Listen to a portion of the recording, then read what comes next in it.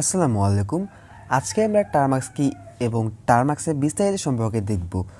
So প্রথমে বলি Termux কি। টার্মাক্স হচ্ছে একটা open source free Android terminal emulator, যেটা অ্যান্ড্রয়েডের মধ্যে আমাদের লিনাক্সের যে টার্মিনাল যেটা আছে সেটা চালাতে দেয়। তো এটা আমরা কোথা থেকে ইনস্টল করব? এটা আমরা প্লে স্টোর থেকে ইনস্টল না করে আমরা এটা ক্রোম ব্রাউজারে গিয়ে আমরা তাদের অফিসিয়াল গিটহাব রেপোজিটরি অথবা আমরা এফড্রয়েড থেকে এটা ইনস্টল করব। তো চলুন প্রথমে সেটা করি। তো সেই জন্য আমি গুগল ক্রোম ব্রাউজারে গিয়ে এখানে আমি সার্চ করব টার্মাক্স লিখে। তো আমি যদি টার্মাক্সে সার্চ করি তাহলে এখানে প্রথম রেজাল্টে আসবে দেখেন F28 যেটা আছে সেটা, এবং 3 নাম্বার যদি যায় 3 নাম্বার আছে আপনার টার্মাক্সের যে অফিসিয়াল ওয়েবসাইট সেটা, এবং 5 নাম্বারে দেখতে পাবেন টার্মাক্সের অফিসিয়াল রেপোজিটরি। তো আমরা প্রথম যেটা আছে F28 সেখান থেকে করব।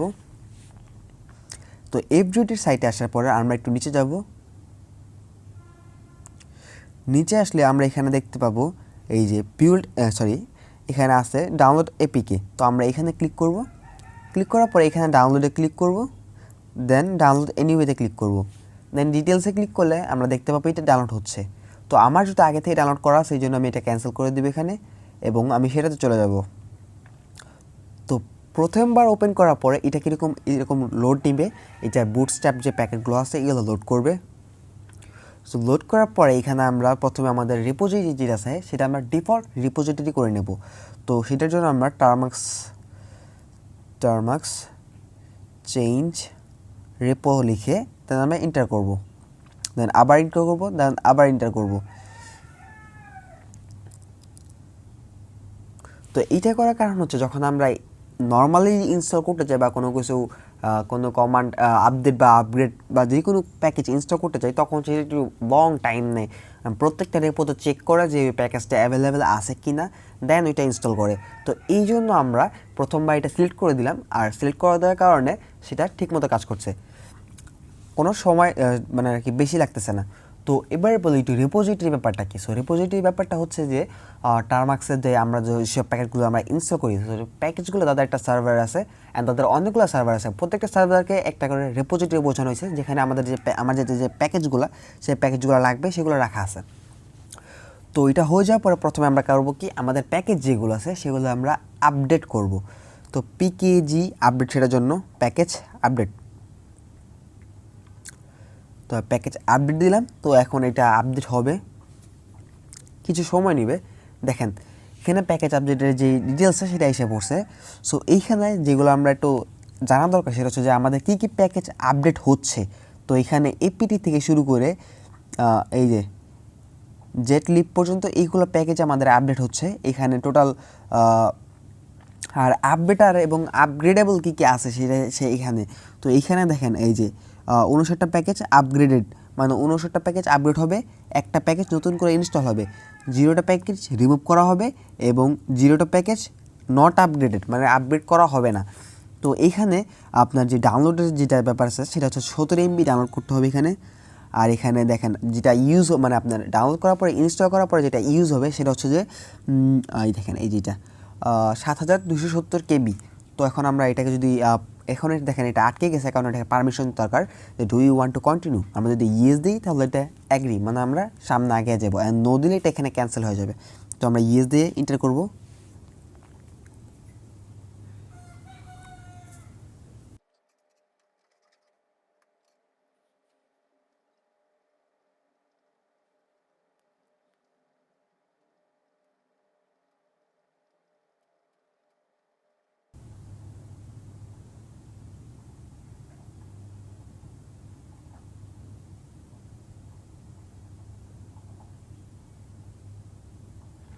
এবার দেখেন এইটা এখানে আটকে গেছে, তো এটা আমাদের পারমিশন চাচ্ছে।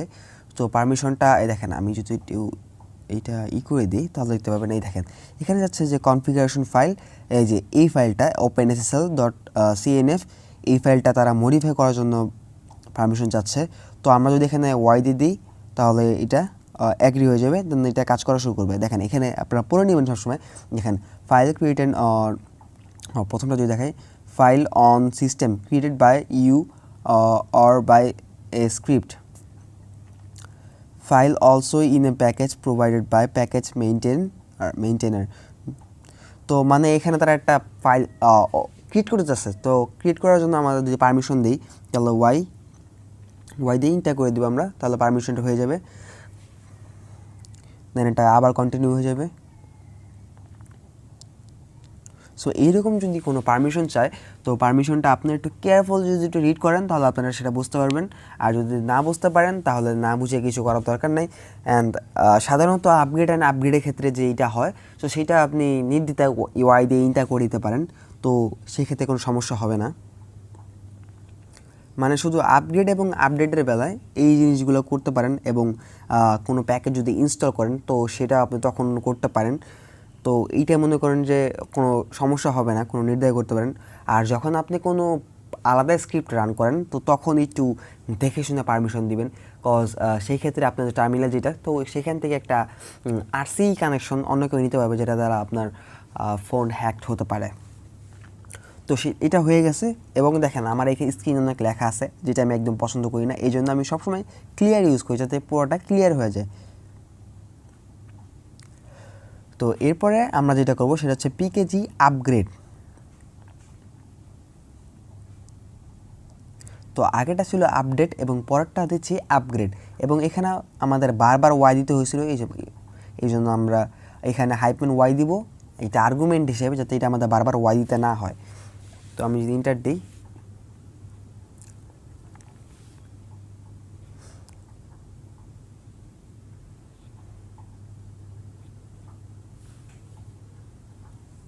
ইন্টিগ্রেশনটা হয়ে গেছে একদম কমপ্লিটলি ডান। তো এবার আমি আবার সেই ক্লিয়ার দিব।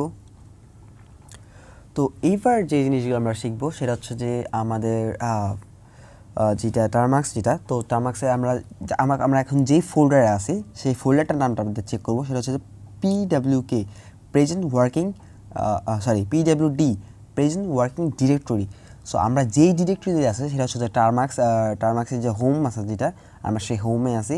এবং এই হোমটা আমাদের ফোনের যে আপনার যে ফোনের ভিতরে যেগুলো যে অ্যান্ড্রয়েড ফোল্ডার থাকে, সেই অ্যান্ড্রয়েড ফোল্ডারের ভিতরে ডেটা ফোল্ডার আছে দুইটা, সেই দুইটা ডেটা ফোল্ডারের ভিতরে com.termux নামে আরেকটা ফোল্ডার আছে, সেটার ভিতরে ফাইলস আছে, ফাইলসের ভিতরে যে হোমটা সেটাতে আছে আমরা। তো আমরা যদি এইখান থেকে আমাদের ফোন মেমোরি যেতে চাই তো সেটার জন্য আমাদের কী করতে হবে, সেটা যদি আমাদের টার্মাক্স যে আপনার পারমিশন যেটা আছে স্টোরেজ পারমিশন, সেটা আমাদেরকে অ্যালাউ করতে হবে। সেটার জন্য আমরা লিখবো টার্মাক্স TERMUX। তো আরেকটা যেটা ব্যাপার সেটা হচ্ছে যে আমাদের বারবার যদি এরকম লিখতে হয় বড় বড় কমান্ড যেগুলো ডিফল্টলি ইনস্টল করা আছে সেগুলো যদি আমার বারবার লিখতে হয় তাহলে একটু কষ্ট হয়ে যায়। তো এই কষ্টটা কমার জন্য এইখানে দেখেন যে একটা বাটন আছে, এটাতে ক্লিক করবো আমরা, তাহলে এটা আমাদের যে কষ্টটা আছে কষ্টটা কমাই দেবে। তো আমাদের যে কমান্ড যেটা ছিল সেটা হচ্ছে টার্মাক্স সেটআপ স্টোরেজ, আবার স্টোরেজ, হ্যাঁ। তো এটা দিয়ে আমি এন্টার করে দিব, দেন যে পারমিশনটা আসছে আমরা অ্যালাউ করে দেবো। তো আমাদের স্টোরেজ অ্যাক্সেসটা পারমিশন দিয়ে দিছে। তো এখন আমরা স্টোরেজে অ্যাক্সেস দেবো সেটা হচ্ছে যে CD/SD কার্ড। তো আমরা আমাদের যে SD কার্ড মানে আমরা আমাদের ফোন মেমোরিতে এসে পড়ছি। তো এখন এইখানে কি কি আছে সেটা দেখার জন্য আমাদেরকে ক্লিক করতে হবে LS, তাহলে আমরা সব দেখতে পারবো, মানে আমার ফোনে কতগুলো ফোল্ডার এবং কয়টা ফাইল আছে আমরা সব দেখতে পারবো। তো এখন যদি আমি সিডি ইউজ করি তাহলে সিডি ইউজ করা মানে আমি একটা ফোল্ডারের ভিতরে ঢুকতে পারতেছি, মানে সিডির ফুল ফর্ম হচ্ছে চেঞ্জ ডিরেক্টরি। তো ডিরেক্টরি এখানে ক্লিক করে আমি যে কোনো ফোল্ডারের ভিতরে যাইতে পারবো। তো এখানে আমার যতগুলো ফোল্ডার আছে আমি সবগুলো যেতে পারবো। কিন্তু সিডি দিয়ে যদি আমি টুলস দিই TWLS টুলস, আর যেটা ব্যাপার সেটা হচ্ছে টুলসে যাবো, ধর আমি যেটা টুলসে যাবো সেটা যদি আমি এখানে টি লিখে দেন এই যে ট্যাব যেটা আছে এখানে ক্লিক করে দেখেন টুলস অটোমেটিকলি আইসা পড়ছে, তাহলে আমি যদি এখানে এন্টার করি তাহলে আমি টুলসে চলে গেছি। এখন আরেকটা যেটা ব্যাপার আছে সেটা হচ্ছে আমরা যদি আবার দেখতে চাই এখানে LS দিয়ে দেখি কী কী আছে, লিস্ট, LS এর ফুল ফর্ম হচ্ছে লিস্ট, আর এখানে আমার কিছু ব্যাশ স্ক্রিপ্ট আছে এখানে। তো এবার যে ব্যাপারটা সেটা হচ্ছে যে আরেকটা জিনিস যেটা আমি দেখবো, আমরা ধরেন আমাদের যে ফাইল যেটা আছে ফোল্ডার যেটা, মানে সরি এখানে তো আমরা ফাইল আছে ব্যাশ ফাইল যেটা স্ক্রিপ্টগুলো, তো এগুলো আমরা পড়বো। তো এগুলো পড়ার জন্য আমরা ইউজ করবো ক্যাট, দেন আমরা যে কোনো একটা নাম দেবো, দেন আমি আমার ফিনেক্স যেটা দিচ্ছি এফ দিয়ে আমরা ট্যাবে ক্লিক করলাম, দেখেন এইটা এসে পড়ছে।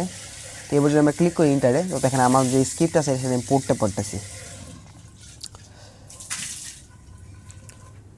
তো এই মুহূর্তে যদি আমি চেক দিই যে আমি কোন ডিরেক্টরিতে আছি, সেটা যদি এখানে দেখেন আপনারা দেখতে পাবেন সেটা যে এখানে এসডি কার্ড /টুলসের ভিতরে আছি আমরা এখন।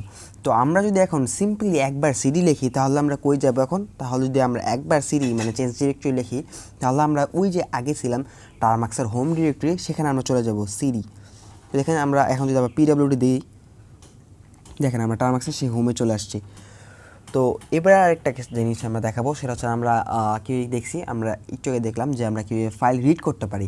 তো এখন আমরা কথা হলো যে আমরা কীভাবে আমাদের ফাইল ক্রিয়েট করব। তো সেটার জন্য আমরা ট্রাই করব টাচ দিয়ে আপনার যেই ফাইলটাই আপনি ক্রিয়েট করতে চান। দেখেন আমি যদি test.txt দিই তাহলে test.txt ক্রিয়েট হয়ে যাবে। আমি যদি ls দিই আইসা বসে দেখেন এই যে text.txt। তো আবার যদি আমি আরেকটা করতে চাই, সেটা হচ্ছে যে আমি টাচ দিয়া হচ্ছে gg.txt, আবার যদি ls দিই দেখবেন এটাও ক্রিয়েট হয়ে গেছে gg.txt। তো এইবার ফাইলটা আমরা ক্রিয়েট করা শিখলাম এবং এবার ফাইলের ভিতরে কিছু রাখতে হবে। তো আমরা যদি ফাইলগুলো রিড করি তাহলে দেখবেন যে ফাইলের ভিতরে কিছু নেই, দেখেন কিছু নেই, ফাইলের ভিতরে একদম আলটিমেটলি জিরো, কিছু নেই। তো এবার যদি আমরা এডিট করতে যাই বা ফাইলে কিছু রাখতে যাই তাহলে আমাদের ইউজ করতে হবে ন্যানো। তো ন্যানো হচ্ছে একটা text editor. So text editor, তো এখন আমরা যদি এখানে ন্যানো দিয়া একটা করি, আচ্ছা ব্যাপার হচ্ছে যে আমাদের এখানে gg.txt আছে, test.txt আছে। সো আমরা এখানে এমন কিছু নামও ট্রাই করতে হবে যেটা আমাদের ক্রিয়েট করা নাই। তো আমরা আগে ফাইল ক্রিয়েট করছি যে ফাইলগুলো, ওইগুলো ছাড়া আমরা যদি অন্য কোনো নাম ট্রাই করি সেটাও হবে। দেন আমি এখানে শুধু mm. দিলাম বা শুধু দিলাম দিলাম, আপনি যে কোনো একটা এক্সটেনশন ইউজ করতেন .sh বা যে কোনো একটা। তো আমি শুধু দিয়ে দেখাচ্ছি, দেখেন এটা ওপেন হয়ে গেছে। এবার যদি আমি কিছু লিখি হ্যালো ওয়ার্ল্ড, তো এবার এটা সেভ করার জন্য আমাদের কী করতে হবে? সেভ করার জন্য কন্ট্রোল এক্স দিতে হবে, এক্স দিয়ে দেন ওয়াই, দেন আবার এন্টার করতে হবে। তাহলে দেখবেন আমাদের সেভ হয়ে গেছে। এখন যদি আমরা ls দিই তাহলে দেখতে পারবো যে এবার আমরা ক্যাট টেস্ট রিড করতে পারবো। দেখেন আমাদের এখানে হ্যালো ওয়ার্ড আসছে। আর এখানে যেহেতু একটা কমান্ড আমার ভুল চাপা এসে পড়ছে, তো আমি এটা এখন একটু দেখাই দিই কি আসলে। সো পিএস হচ্ছে আপনার প্রসেস আইডি বুঝাইতেছে আপনার এখানে, মানে প্রসেসিং যেটা। সো সেটা হচ্ছে যে আপনার এখানে কী চলতেছে। তো আমার এখানে ব্যাশ চলতেছে এবং পিএসটি কমান্ডটা, সো এই কমান্ডটা আমি রান করছি, এই কমান্ডটা চলতেছে। তো এখন এইটার যে আইডিগুলো আছে মানে আইডিগুলো এখানে, আর টাইমগুলো এখানে 00 হয়ে আছে। আচ্ছা, তো এবার আমি আবার ক্লিয়ার করি। তো এবার আমরা দেখলাম যে আমাদের এইগুলো সেগুলো। আচ্ছা, তো এইবার যদি আমি ধরেন আমার ওই যে আমি আবার যদি এটা পড়ি তো এখানে দেখেন দুইটা ওয়ার্ড আছে hello.world। তো এখন ধরেন আমার এই ফাইলটার মধ্যে অনেকগুলো ওয়ার্ড আছে, আমি ওইখান থেকে আমি একটা সিম্পল একটা জিনিস আমি খুঁজতেছি। সেটা যদি আমি খুঁজতে যাই সেটা হচ্ছে যে আমার এইটা cat.mm প্রথমে দিতে হবে। আমি প্রথমে খুঁজবো কি আমার যে ওয়ার্ল্ডটা আছে, এই ওয়ার্ডটা আমার দরকার। তো ওয়ার্ল্ডটা আমি খুঁজবো। তো এখন ধরেন আমি ক্যাটটা আছে, এটা যদি আমি শুধু সিম্পলি রিড করি আমার অনেকগুলো রেখা আছে, ওইখানে আমার খুঁজতে অনেক কষ্ট হয়ে যাবে। তো সেই জন্য আমি একটা জিনিস শর্টকাট ইউজ করবো, সেটা হচ্ছে যে ক্যাট দিয়ে আমরা পাইপ ইউজ করব, এই যে দাড়ির মতো যেটা, এইটা ইউজ করব। তো এটা ইউজ করার কারণ হচ্ছে কি, এইটা একটা কমান্ড থেকে আরেকটা কমান্ডে আপনার যে আউটপুট যেটা আছে সেটা মানে পাঠাতে সাহায্য করে, পাস করে। অ্যান্ড যেটা আমাদের প্রয়োজন সেটা হচ্ছে ওয়ার্ল্ড। তো ওয়ার্ল্ড পাওয়ার জন্য আমরা গ্রিপ করব, মানে আমরা ধরবো গ্রিপ। দেন আমরা এখানে আমার যেটা প্রয়োজন ওয়ার্ল্ড, WRLD ওয়ার্ল্ড, আমার ওয়ার্ল্ড স্পেলিংটা মিস করছি, বড় হাতের ছিল W। দেখেন এই যে ওয়ার্ল্ডটা এসে পড়ছে। দেন আমি যদি এটা একটু বুঝতে অসুবিধা হয়েছে, তো আমি যদি এক কাজ করি দেন এখানে যদি আরও কিছু লেখা দিয়ে আসি তাহলে এটা বুঝতে সুবিধা হবে আরও।